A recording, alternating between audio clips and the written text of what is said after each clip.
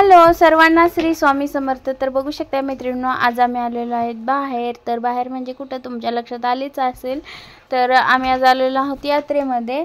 तर सिद्धनाथाची यात्रा सुरुवात झालेली आहे बुधवारपासून, शिवरात्रीपासून। तर यात्रेमध्ये आलेलो आहोत, परंतु दुपारच्या वेळेला यात्रेमध्ये आलेलो आहोत, त्यामुळे एवढी काही गर्दी वगैरे नाही। आणि असं म्हणजे रात्रीच्या वेळेला आले की लाइटिंग वगैरे खूप छान असतं। तर मंदिर वगैरे इथं बघू शकताय। जास्त मंदिराचं शूटिंग मी घेतलेलं नाही, कारण मंदिरामध्ये अलाउड नसतं देवांचं वगैरे। तर थोडंसं शूटिंग झालेलं आहे, तेच मी तुम्हाला इथे दाखवते। बघू शकता किती सुंदर असं फुलांनी सिद्धनाथाचं मंदिर वगैरे आतलं सजवलेलं आहे, गाभारा। तर नक्कीच तुम्ही इकडे जर लातूरमध्ये जर असाल तर नक्कीच तुम्ही यात्रेला येऊन भेट द्या। खूप छान यात्रा आहे, खूप मोठी यात्रा भरलेली आहे।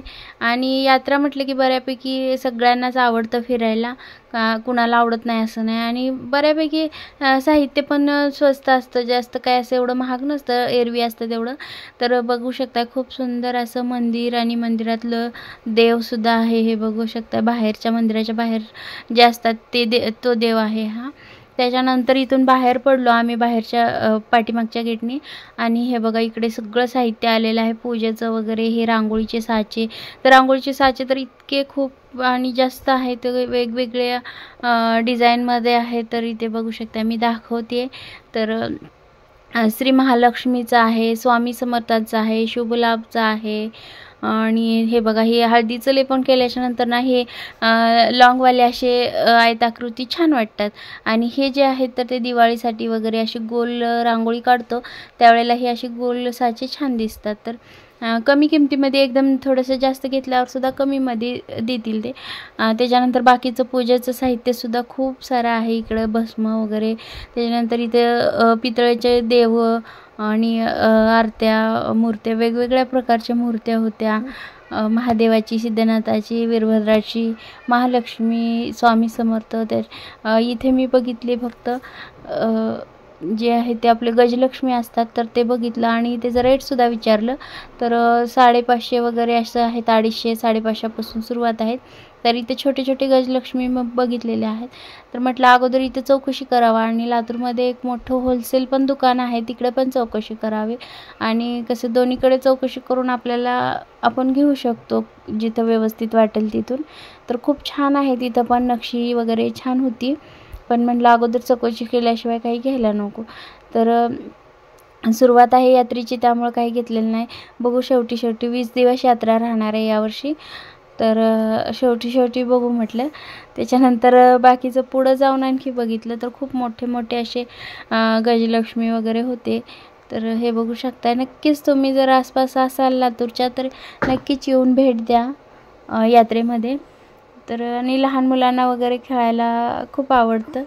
तर इथे बघू शकता हे छोटे लिंग, रुद्राक्ष, हे बघा दगडाच्या जे शिवलिंग असतात दगडाचे, तर दगडाचे शिवलिंग, नंदी। त्याच्यानंतर हे बघा, हे जे आहे तर ते त्रिशूळ आहे। तर म्हणतात की त्रिशूळ आपल्या जे घराची एंट्री असते, तर एंट्रीला त्रिशूळ ठेवावं, हे मी आजच ऐकलं होतं एक जणाकडून। आणि नेमकं इथं ते त्रिशूळ दिसलं, तर मी ते तुम्हाला दाखवलेलं आहे, म्हणजे मी काय आणखी घेतलेलं नाही। तर बघू, तर इथे बघू शकता सिद्धनाथाच्या सुद्धा मूर्त्या किती मोठ्या मोठ्या आहेत। आणि महालक्ष्मीची मूर्ती आहे, महादेवाच्या मूर्त्या आहेत, विठ्ठल रुक्माई, आणि लहान पण आहेत, मोठ्या पण आहेत, नंदादीप आहेत इथे। तर बघू शकता खूप छान अशी यात्रा भरलेली आहे।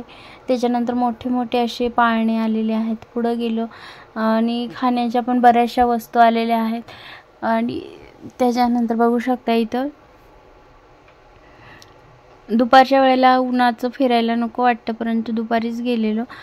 त्याच्यानंतर ज्वेलरी पण खूप सारी आलेली आहे, खेळणी आलेली आहे। आणि ज्वेलरीमध्ये बांगड्या वगैरे बऱ्याच व्हरायटी आहेत त्याच्यामध्ये। गळ्यातले मंगळसूत्र, बांगड्या, क्लिपा वगैरे खूप सारे असे आहेत। जास्त गर्दी नव्हती म्हणून व्यवस्थित बघायला भेटलं, तर संध्याकाळी गर्दी असते त्यामुळे जास्त बघायला भेटत नाही। तर त्यामुळं थोडंसं दुपारच्या वेळेला गेलो होतो. तर हे बघू शकता इथं माळा आहेत. तर ह्या माळा विचारल्या 150, 200, 300ला जोडी अशा होत्या. तर ह्या माळा आपण घरीसुद्धा बनवू शकतो. बघू मी एखाद्या व्हिडिओमध्ये बनवून दाखवेनच, कारण याच्या मागच्या एका व्हिडिओमध्ये मी दाखवलेले आहेत घरच्या घरी सगळं रॉ मटेरियल आणून आपण घरी माळा कशा बनवायच्या. तर रॉ मटेरियल सगळं ह्याचं आत्ता दाखवलेलं त्या माळांचं मिळतं आणि ते आहे पण माझ्याकडे. तर आणि जे नसेल त्याच्यामध्ये कसं जुगाड करायचं हे पण मी तुम्हाला सांगणार आहे. बघू जसा वेळ मिळेल तसं मी व्हिडिओ टाकत जाईन. त्याच्यानंतर हे मेकअपचं साहित्य आहे इथे बघा. आणि पुढे हे बघा इकडं बांगड्या आहेत. तर खूप वेगवेगळ्या व्हरायटी आहेत बांगड्यांच्या.